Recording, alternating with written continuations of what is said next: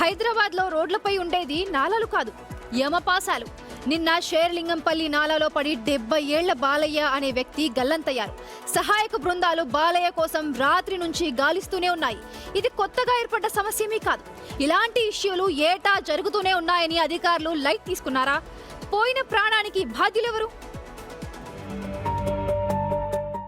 చేతులు కాలిన తరువాత ఆకులు పట్టుకోవటం అంటే ఇదేనేమో. ఎందుకంటే ఇప్పుడు కాదు అధికారులు ఎప్పుడూ చెప్పే సమాధానమే చెప్తున్నారు. ట్రాఫిక్ పోలీసులు వాటర్ లాగింగ్ పాయింట్ ను ముందే గుర్తించారని 2 వైపులా బ్యారికేడ్లు పెట్టి రోడ్డు క్రాస్ చేశామంటున్నారు Serilingampally zonal commissioner Narayana Amit. Traffic 4 policemen పడతారు డైలీ ఇక్కడ ట్రాఫిక్ మానిటర్ చేయాలంటే. సో వాళ్ళు ఇచ్చిన రిక్వెస్ట్ ప్రకారం మనం ఇక్కడ వర్క్ టేకప్ చేసుకోవడం జరిగింది. తమరు చూసినట్టు 2 వైపులు కూడా మనం బ్యారికేడ్ పెడడం జరిగింది. మొత్తం దారంతా కూడా క్లోజ్డ్ ఉంది.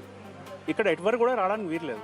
షేర్లింగంపల్లి ఏరియాలో ఉండేది చాలా వరకు ఉపాధి కూలీలే. ప్రమాదం జరిగిన ప్రాంతం నిత్యం రద్దీగా ఉంటుంది. అయితే 3 కిలోమీటర్ల నడక తగ్గుతుందని ఈ దారిలో రోజు 100 మంది కాలినడకన వెళుతుంటారు. నాలా తెరిచి ఉందని ఎలాంటి నోటీస్ బోర్డులు పెట్టలేదని అధికారులదే తప్పని స్థానికులు ఆరోపిస్తున్నారు. ఇప్పుడు ఇక్కడ సెక్యూరిటీ పెట్టినట్లయితే ఇక్కడ ఈ సంఘటన జరిగిపోయేది కాదు కదా.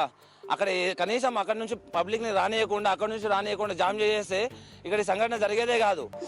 కూలి పోయగలం మేడం, మేము చిప్పలు తోముకొని బతికేటోళ్ళం. మేము ఎవరు చెప్తే మా మాట వింటారుగా మేడం. మాకు ఒక్కసారి మీరు ఎంతో ప్రేమ అంట మీరంటే మీ భర్తకి, అసలుకి ఈ ఫ్లో ఇటువైపు ఇంత వెళ్తుంది కనబడపోతే పద్మ అంటాడు మేడం.